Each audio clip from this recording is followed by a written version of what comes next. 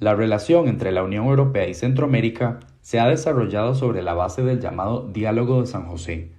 un proceso de acercamiento entre ambas regiones iniciado en 1984 y que surgió como iniciativa europea ante la inestabilidad política y las desigualdades económicas existentes en Centroamérica durante la década de los 80,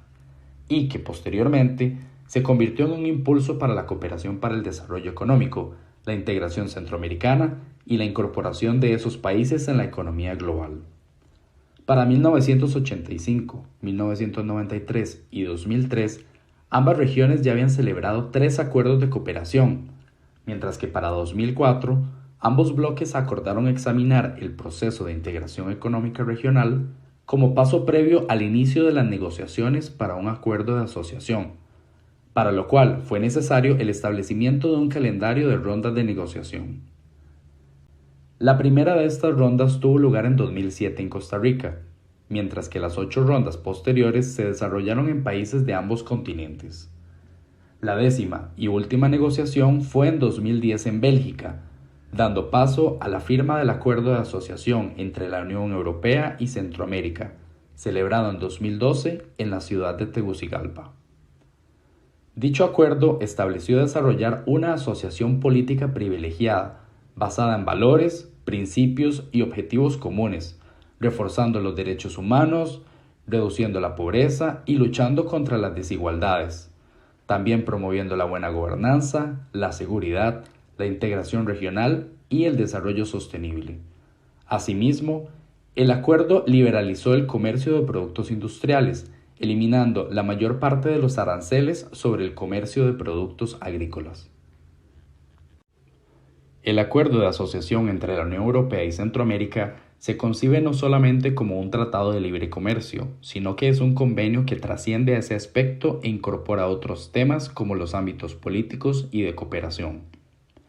Si bien este acuerdo pudiera considerarse como una muestra de injerencia por parte de la Unión Europea en la región centroamericana, lo cierto es que la relación de larga data ha demostrado las buenas intenciones de la Unión Europea, quien ha provisto de cooperación a la región en incontables ocasiones previo a la firma del referido acuerdo.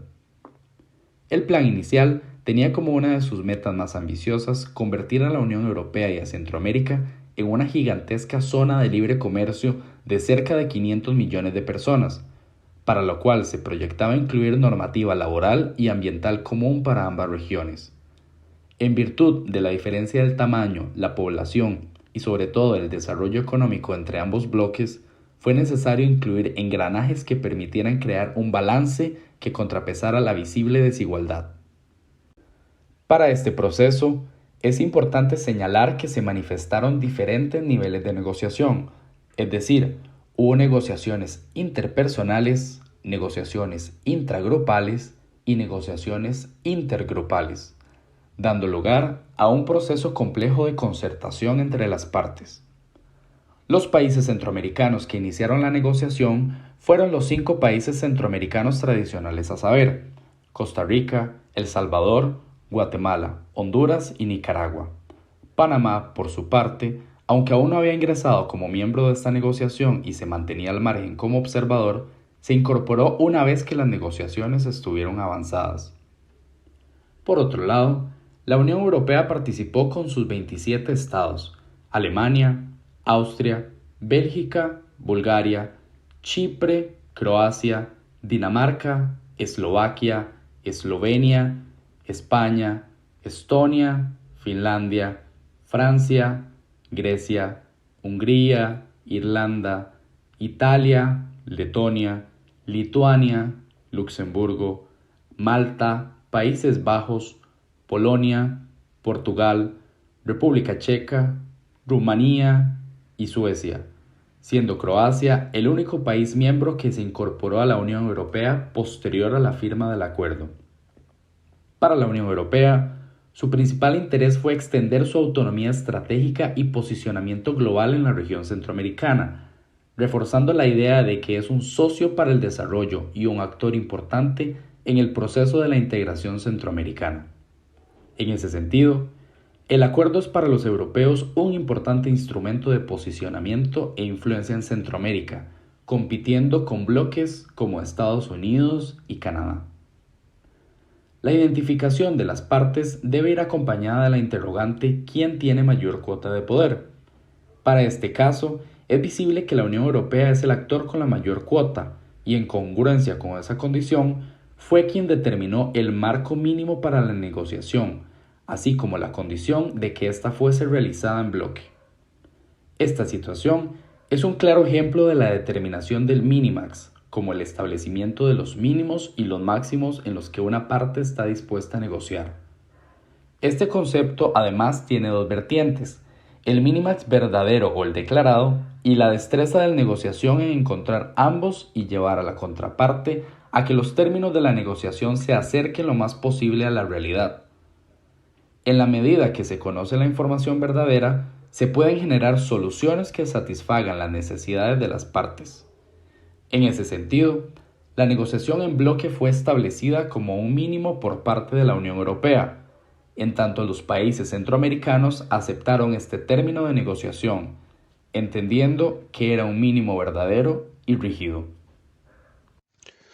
En el año 2003 se firmó el Acuerdo de Diálogo Político y de Cooperación entre la Unión Europea y el Sistema de Integración Centroamericana. Luego de 3 años de negociaciones, del 2007 al 2010, y todo el trabajo previo realizado antes del 2007, el acuerdo de asociación fue finalmente firmado en Tegucigalpa el 29 de junio de 2012 durante la 39ª Cumbre de Jefes de Estado y de Gobierno del Sistema de Integración Centroamericana. El pilar comercial del acuerdo de asociación se comenzó a aplicar desde el 1 de agosto de 2013 con Honduras, Nicaragua y Panamá, desde el 1 de octubre de 2013 con Costa Rica y El Salvador y desde el 1 de diciembre de 2013 con Guatemala. Según datos del Ministerio de Comercio Exterior, en los últimos 9 años, el comercio con la Unión Europea creció un promedio anual de un 6.4%, al pasar de 2.475 millones de dólares en 2012 a 4.336 millones de dólares en 2021. En cuanto al tipo de conflicto, primeramente hay que decir que fue necesaria una negociación intragrupal, en el sentido de que cada Estado centroamericano debió negociar con sus pares antes de poder negociar con los europeos. Fue imperioso alcanzar una posición común antes de enfrentarse a los europeos. Después, la negociación que se dio fue de carácter intergrupal, es decir, los dos grupos frente a frente luchando por satisfacer sus intereses. Una negociación comienza porque existe un conflicto real, latente o ficticio, pero que existe. De lo contrario, no sobrevendría la necesidad ni el interés de negociar. El conflicto en sí no necesariamente tiene que ser malo, por cuanto si no surgiera, no se generaría el punto de inflexión para colocarnos en un mejor estadio. Al respecto, la teoría epistemológica del caos enuncia que del caos siempre debe resultar algo positivo. Por ende, la actitud que un buen negociador debe tener ante un conflicto es positiva, porque nos va a permitir ubicarnos en una mejor situación. En lo que respecta a los intereses que tuvo cada bloque, la Unión Europea tenía como sus principales los siguientes: tener un régimen de libre comercio con Centroamérica vista como un bloque, darle continuidad al diálogo político y cooperación hacia Centroamérica que venía gestándose desde años atrás, contrarrestar el dominio comercial que históricamente Estados Unidos había tenido respecto a Centroamérica y continuar con su política de firmar acuerdos de asociación con distintos países y regiones. Por su parte, Centroamérica tenía los siguientes como sus principales intereses: tener un régimen de libre comercio con la Unión Europea vista como un bloque, darle continuidad y reforzar la cooperación que desde años atrás venía recibiendo de la Unión Europea, robustecer su relación comercial con una entidad del calibre de la Unión Europea y continuar con su senda de firma de acuerdos internacionales de libre comercio con sus socios comerciales. Con la concreción del acuerdo llega el momento de la implementación y es cuando se pone en práctica lo negociado. Resulta fundamental que en la mesa de negociación sea determinada de qué forma se resolverán los posibles conflictos de la aplicación. En este sentido se evidencia que la negociación es en realidad un proceso que nunca acaba.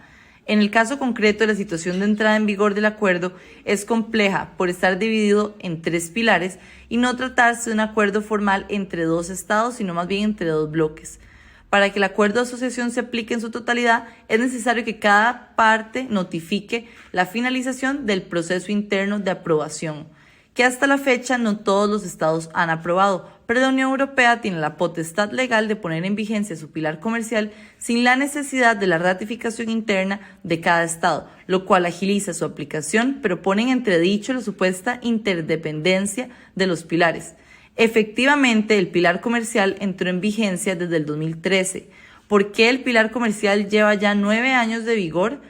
y los pilares de diálogo político y cooperación aún no lo están? ¿Realmente existe esta interdependencia entre los pilares? Estas interrogantes parecen inexorablemente llevarnos a la conclusión de que la interdependencia de los 3 pilares es falsa y responde a una retórica conveniente para la Unión Europea. En particular del acuerdo es la obligación que incluye de consultar a la sociedad civil sobre lo que se está negociando, con el fin de que pueda hacer oír su voz e incluso denunciar posibles irregularidades. Esto teóricamente es positivo, sin embargo tiene también el inconveniente de que cuando se consulta a la población, muchas veces esta no se encuentra informada y además puede ser influenciada por grupos de poder. Esto puede llevar a retrocesos y estancamientos en el proceso de negociación. Otro tema interesante es acerca de la estrategia utilizada por los bloques durante el proceso de negociación. Ciertamente la sociedad civil debería tener el derecho a que toda la información posible, pero también es innegable que esto repercutiría negativamente en la estrategia de cada delegación. Esto en casos de transparencia no siempre es deseable ni oportuna, ya que puede acarrear resultados desfavorables para la propia población a la que están representando. Pero esto en ninguna forma justifica un aislamiento respecto a los representados que tienen el derecho a estar informados sobre los contenidos, avances y posibles resultados. El presente ensayo tuvo como objetivo abordar el acuerdo desde la perspectiva de la negociación y fue posible concluir una serie de aspectos que serán desarrollados a continuación. En primer lugar, con respecto a la relación entre la Unión Europea y Centroamérica, se concluye que la relación entre ambas regiones es de larga data y que a través del tiempo ha existido un intenso intercambio comercial, cultural y social. Esta búsqueda por la determinación sui generis de un instrumento en la relación entre ambas regiones dio como resultado el acuerdo de asociación firmado en Tegucigalpa el 29 de junio del 2012, que no pretende simular el Tratado de Libre Comercio con los Estados Unidos, que principalmente se limita a aspectos económicos, sino que trasciende a los 3 pilares del acuerdo: diálogo político, cooperación, siendo este un acuerdo novedoso. Los beneficios del pilar que en la actualidad es implementado son evidentes, ya que el comercio en la Unión Europea creció de 2.475 millones de dólares en 2012 a 4.336 millones de dólares en 2020. Esto evidencia que las negociaciones en el marco del acuerdo han tenido consecuencias positivas y se destaca que, al ser considerada como una negociación exitosa, las partes logran resolver sus necesidades. Este resultado positivo evidencia la necesidad de esta negociación, ya que se negocia cuando el estado en el que se encuentran las partes al final de la negociación es mejor que en el que estaban antes de iniciarla. Las negociaciones establecían que los 3 pilares son interdependientes. Sin embargo, se concluye que al estar únicamente en vigor el pilar comercial, los otros pilares resultan pura retórica. En esta línea de ideas se observa un claro mecanismo de negociación de la Unión Europea por presentar una propuesta lo más atractiva posible para Centroamérica como herramienta de convencimiento. Por otro lado, se destaca que una de las principales características es que este acuerdo permitió al país ejecutar una negociación en bloque contra una contraparte sumamente experimentada en la materia. Este antecedente es una oportunidad para que Costa Rica aprenda de primera mano de su contraparte y comience a fortalecer las capacidades de sus negociadores en aspectos grupales, ya que el regionalismo y el trabajo en conjunto entre naciones es la tendencia. Por último, se destaca que el acuerdo no ha alcanzado su máximo potencial y si los pilares de diálogo político y cooperación entran en vigencia, se espera que tengan impactos muy positivos para la región y para Europa, alcanzando el máximo potencial posible de la negociación.